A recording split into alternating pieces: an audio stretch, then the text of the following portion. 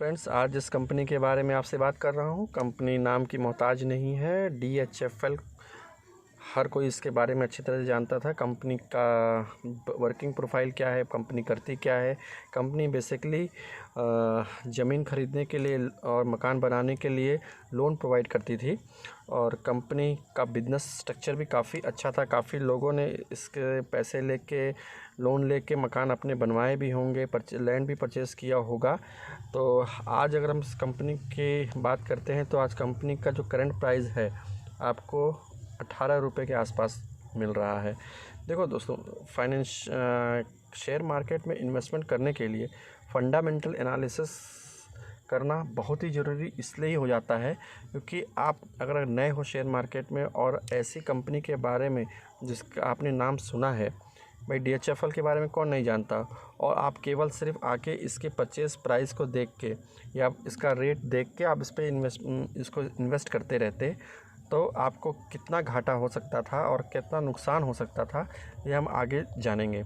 देखिए, कंपनी का आज MRP चल रहा है लगभग 18 रुपये के आसपास, और अगर हम कंपनी की PE की रेशियो की बात करें, प्राइस टू अर्निंग रेशियो की हम बात करें, तो आज के डेट में यहाँ पे कुछ भी शो नहीं हो रहा है। कंपनी की बुक वैल्यू -243 के आसपास ट्रेड हो रही है।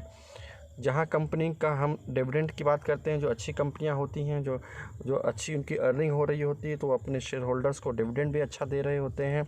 यहाँ पे कंपनी कोई डिविडेंड अपने शेयर होल्डर को नहीं दे रही है।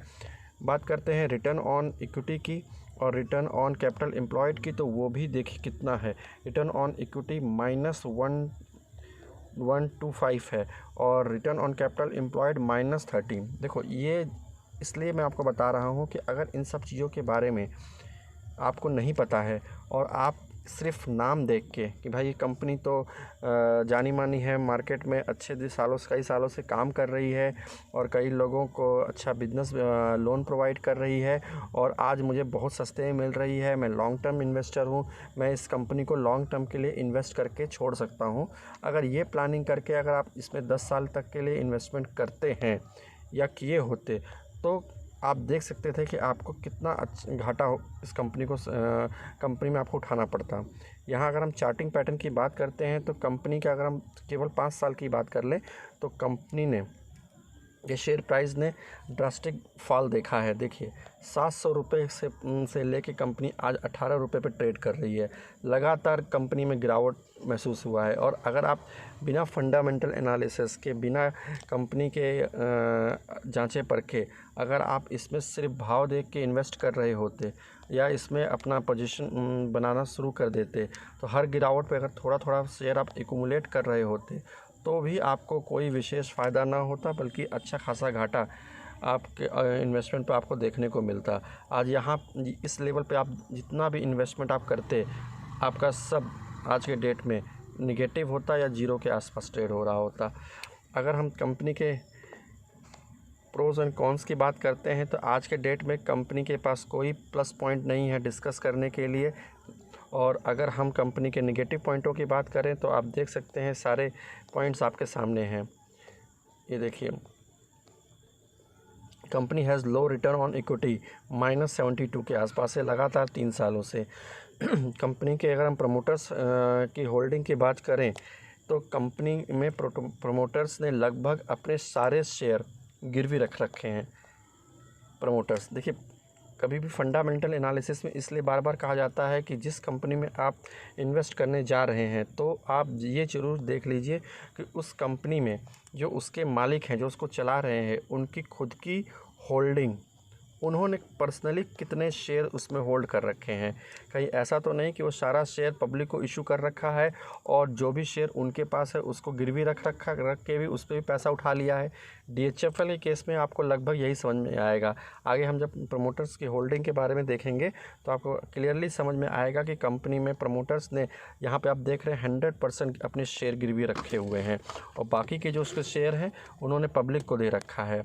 यानी कल को कंपनी को बंद भी होती है या कोई प्रॉब्लम आती है तो प्रमोटर्स को यहाँ पे कोई दिक्कत नहीं होने वाली।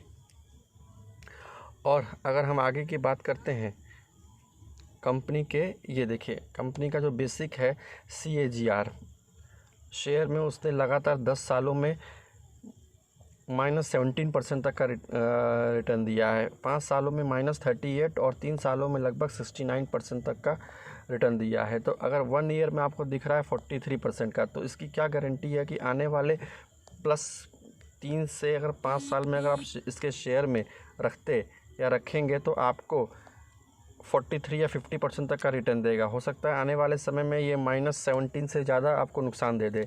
अगर हम कंपनी के रिटर्न ऑन इक्विटी की हम बात करते हैं तो ये देखिए पूरा ग्राफ लास्ट ईयर -1125 का इसने दिया हुआ है। 3 साल में लगभग -73 के आसपास। तो जब कंपनी का ये अगर आप फंडामेंटल एनालिसिस के माध्यम से कंपनी की ये बेसिक चीज़ें जब एक नज़र में देख लेंगे तो आप समझ जाएंगे कि भले कंपनी का नाम, कंपनी का ब्रांड मार्केट में कितना भी अच्छा हो या कंपनी को हम कितने सालों से जानते हों, लेकिन अगर कंपनी के ये सारी चीज़ें नेगेटिव चल रही हैं तो आप उसमें पैसा इन्वेस्ट करने के बजाय उससे दूरी रहेंगे।